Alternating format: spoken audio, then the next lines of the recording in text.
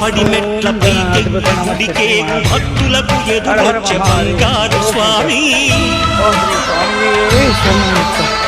ఇరుముడులు స్పృశించి శుభమును దీవించి జన బృందముల చేరగనేలు స్వామి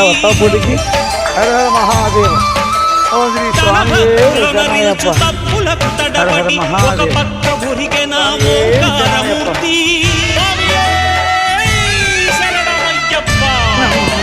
స్వాములందరూ తనకు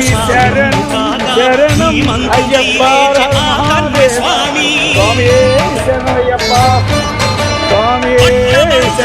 భక్తతటికై పరుగున పైకి నరుడై